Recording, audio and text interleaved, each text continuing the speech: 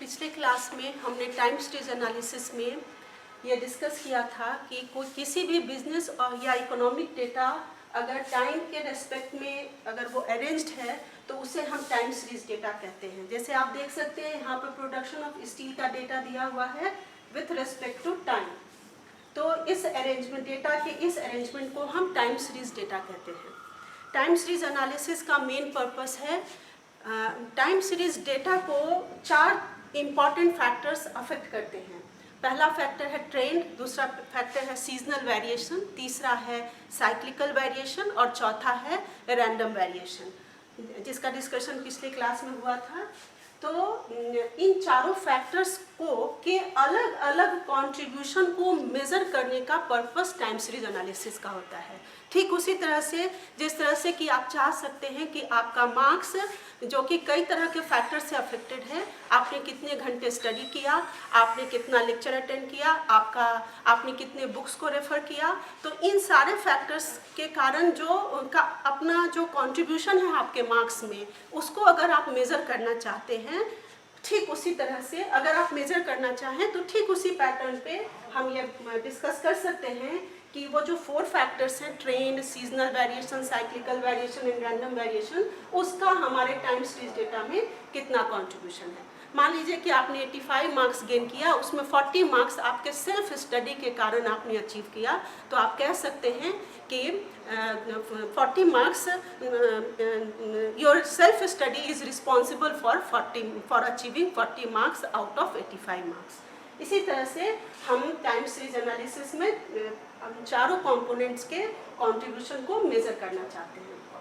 हमारे सिलेबस में measurement of trend की बात कही गई है, जिसको हम डिस्कस करेंगे। मेजरमेंट ऑफ ट्रेंड हम 4 मेथड से कर सकते हैं।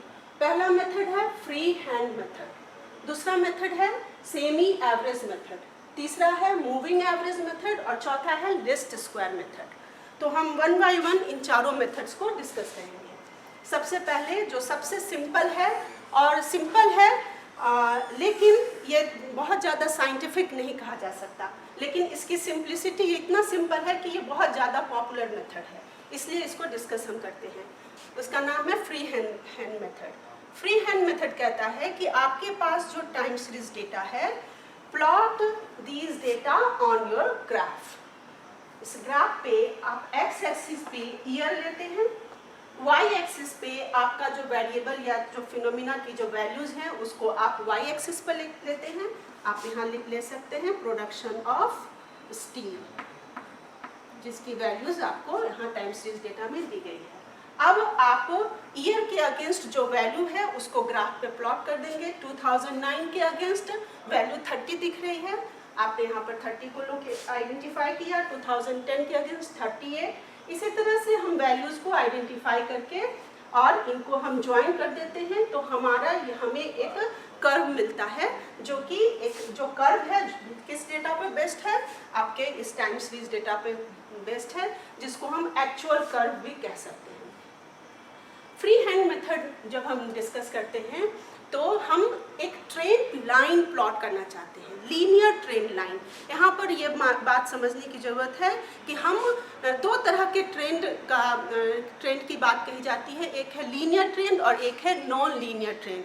लेकिन हमारी जो भी डिस्कशन की शुरुआत ही है, इसलिए हम लीनियर ट्रेंड का डिस्कशन करेंगे की बात करते हैं।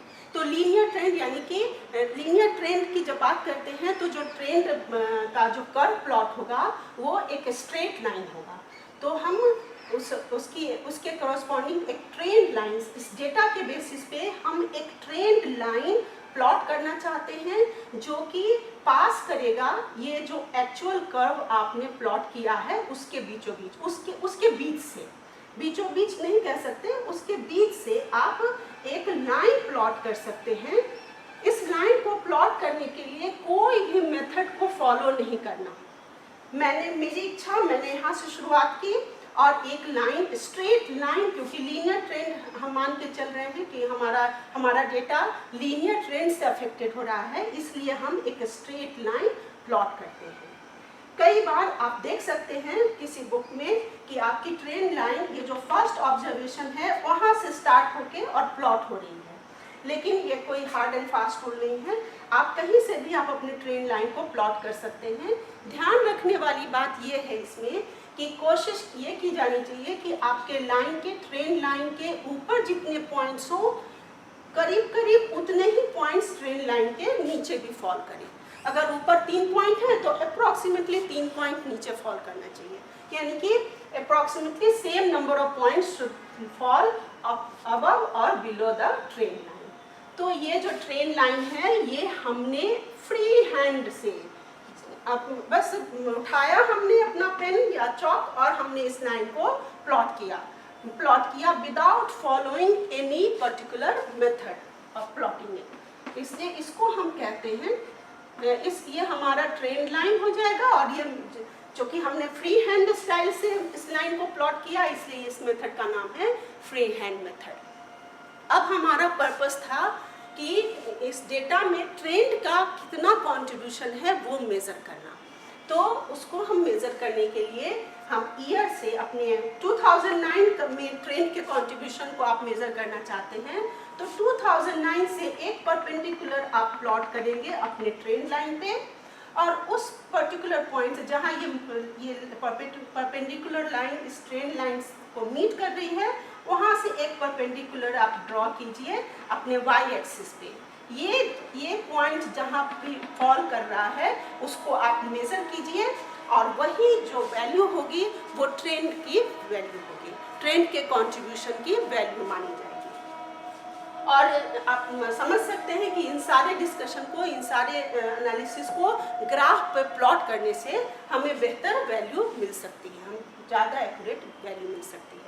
अभी आप सोच रहे होंगे कि मैम ने यहाँ से इस लाइन को प्लॉट किया, हो सकता है कि आप यहाँ से प्लॉट ना करके लाइन को इस पॉइंट से प्लॉट करना चाहें। आप जितने लोग इस डेटा को डील करेंगे उनका अपना अलग अलग ट्रेंड लाइन हो सकता है, और ये इस मेथड की एक खामी है, एक जिसको कहते हैं डिमेरिट है, क्योंकि ये जो इससे जो ट्रेंड की वैल्यू आती है वो सबके लिए सेम नहीं आती। मेरे लिए ट्रेंड की वैल्यू हो सकता है ये 33.5 के आसपास हो, लेकिन आप जब प्लॉट करेंगे आपकी ट्रेंड लाइन अगर यहाँ से प्लॉटेड होगी तो 2009 से आप जाएंगे इस लाइन पे और आएंगे तो आपकी वैल्यू 31 के आसपास आ सकती है। तो ये वेरिएशन होता है, इसलिए ये मेथड का सबसे मेन डिमेरिट है कि this method is subjective in nature, person to person values vary करती है, ऐसे मेथड को हम सब्जेक्टिव मेथड कहते हैं। अब आगे बढ़ते हैं, 2010 का हमें चाहिए, 2010 में ट्रेंड का क्या कंट्रीब्यूशन था ये चाहिए, तो हम 2010 से ट्रेंड लाइन पर एक परपेंडिकुलर प्लॉट करेंगे, फिर यहाँ से हम वाई एक्सिस पे आ जाएंगे, ये जहाँ मीट करेगा वाई एक्सिस को वो वैल्यू ट्रेंड वैल्यू मानी जाएगी। इसी तरह से हम हर एक ईयर से ट्रेंड लाइन पे आएंगे, ट्रेंड लाइन से वाई एक्सिस पे आएंगे और वाई एक्सिस पर ये वो लाइन जहाँ कट करेगी वो वैल्यू ट्रेंड वैल्यू कहलाएगी। तो ये है फ्री हैंड मेथड। लेकिन आप फ्री हैंड मेथड है तो सिंपल, लेकिन आप इमेजिन कर सकते हैं कि इसमें काफ़ी एक बहुत मेजर खामी है, डिमेरिट है कि ये पर्सन टू पर्सन ये लाइन अलग अलग प्लॉट होती है, जिस कारण से ट्रेंड के कंट्रीब्यूशन की वैल्यू हमें अलग अलग मिलती है। यानी कि हमें कोई एक ऐसा मेथड चाहिए जो कि कोई भी पर्सन उसको उस डेटा को डील करे, सबकी ट्रेंड लाइन सेम स्लोप की प्लॉट हो। जो भी पर्सन इस डेटा को डील करे उन सबको सेम ट्रेंड लाइन मिले। तो इस बात को इंश्योर करने के लिए हमारे पास एक दूसरा मेथड है जिसका नाम है सेमी एवरेज मेथड।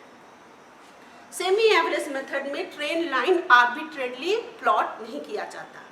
यहाँ पर हम एक मेथड फॉलो करते हैं, बहुत ही सिंपल एक मेथड है जिसको फॉलो करते हैं, जिसके कारण से हमें उस मेथड को फॉलो करके हम अपने ट्रेंड लाइन को प्लॉट करते हैं। सेमी एवरेज मेथड में आप देख सकते हैं सेमी है, सेमी का मतलब हाफ, यानी कि डेटा को हाफ कर लीजिए। आपके पास जितने भी साल का डेटा मिला है उसको हाफ कर लीजिए, और वो जो 2 पार्ट में आपका डेटा डिवाइड हो गया उसका आप क्या करेंगे, एवरेज वैल्यू निकाल लीजिए।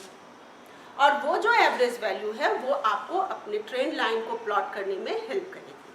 तो चलिए हम यहाँ आते हैं, अपने डेटा में देखते हैं। हमारा डेटा अगर इवन नंबर ऑफ ईयर्स का डेटा हो तो हाफ पार्ट में डिवाइड करना इजी है, लेकिन यहाँ पे क्या है, हमारे पास ऑड नंबर ऑफ ईयर्स है, 1 2 3 4 5 6 7 ईयर का डेटा है, हाफ पार्ट में इसको करना है डिवाइड। तो हम क्या करेंगे, मिडिल, क्योंकि ऑड नंबर ऑफ ईयर्स है इसलिए मिडिल मोस्ट ईयर को हम ड्रॉप कर देंगे। तो एक सेक्शन बनता है 2009, 2010, 2011 और दूसरा सेक्शन बनता है 2012, 13, 14 एंड 15 का। तो हम अपने डेटा को दो पार्ट में डिवाइड किए, ऑड नंबर ऑफ ईयर्स था इसलिए मिडिल मोस्ट ईयर को ड्रॉप करके। यही अगर 8 साल का डेटा होता तो ऊपर में 4 साल और नीचे में 4 साल और 2 आपका ग्रुप तैयार हो जाता है। अब हमें क्या करना है, इसकी एवरेज वैल्यू निकालनी है। एक कॉलम क्रिएट करेंगे जिसका नाम देंगे सेमी एवरेज वैल्यू, और आप देख सकते हैं इन तीनों को एवरेज निकालना है, यानी कि इन तीनों को हम ऐड करेंगे और कितने से डिवाइड करेंगे, 3 से। तो ये हो जाएगा 8 2 10, 3 3 6, 100/3 और 100/3 की वैल्यू होगी कुछ 33.33। इसी तरह से आपका ये जो सेकेंड जो आपका पोर्शन है, जो हाफ पार्ट है, उसका आप एवरेज निकालेंगे तो ये वैल्यू बनती है आपकी 120 और इसको भी डिवाइड करेंगे 3 से तो ये हो गया आपका 40। ठीक है, अब हम क्या करेंगे, अपने ग्राफ में जाएंगे और ये 33, अच्छा आप ये जो एवरेज वैल्यू है उसको कहाँ आप लिख रहे हैं ये भी बहुत मायने रखता है। आप अपने एवरेज वैल्यू को अपने ईयर के, ये जो आपका ईयर का जो सेट आपने क्रिएट किया है सेमी सेट, उसका जो मिडिल मोस्ट ईयर है उसके सामने इस वैल्यू को आप दिखाते हैं। तो 2010 की अगेंस्ट आपका 33.33 दिखेगा और यहाँ पर 2013, 14, 15 का मिडिल मोस्ट है 2014, तो 2014 के अगेंस्ट आपकी वैल्यू दिख रही है 40। तो आप अपने ईयर के अगेंस्ट इन वैल्यूज को प्लॉट कर देंगे। तो 2010 के अगेंस्ट आपका 33.33 आप आइडेंटिफाई कीजिए समवेयर हियर, और 2014 के अगेंस्ट आपकी वैल्यू है 40, तो ये 40 आपको मिल रहा है इस जगह। इस दोनों पॉइंट को जब आप ज्वाइन करेंगे, अब कोई भी ये डेटा किसी को भी दिया जाए एवरेज वैल्यू सबकी सेम आएगी, और इस एवरेज वैल्यू को जब हम कनेक्ट करेंगे तो हमें अपना ट्रेंड लाइन मिल जाएगा। तो ये हमने दोनों एवरेज वैल्यू को कनेक्ट किया, इससे हमें हमारा ट्रेंड लाइन मिला। इस ट्रेंड लाइन को आप अपवर्ड या डाउनवर्ड एक्सटेंड कर सकते हैं, और ये हमारा सेमी एवरेज मेथड के थ्रू हमारा ये trend line develop. Trend line plot करने के लिए किसी भी मेथड से आप ट्रेंड लाइन प्लॉट करेंगे, आप दो एक्टिविटीज परफॉर्म कर सकते हैं। पहली एक्टिविटी है कि आप ट्रेंड के कंट्रीब्यूशन को मेजर कर सकते हैं। You can measure contribution of the trend and you can predict future value of the data.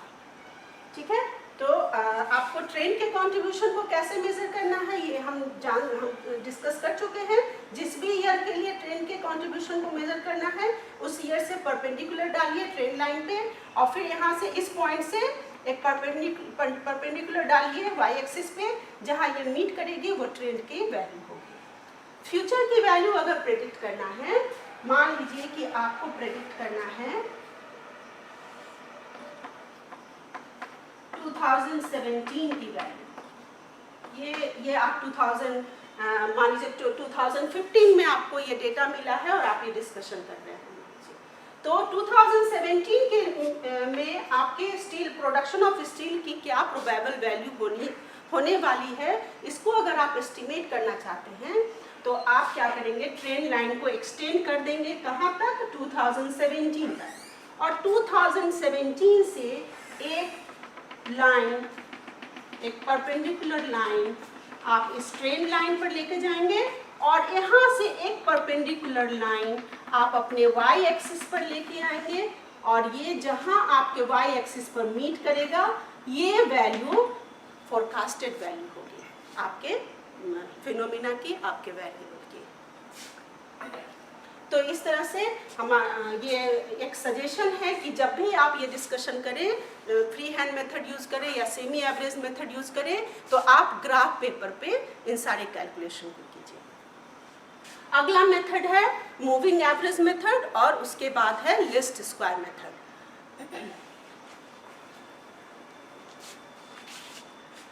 हम इस दोनों मेथड को अगली क्लास में डिस्कस करेंगे। Thank you so much.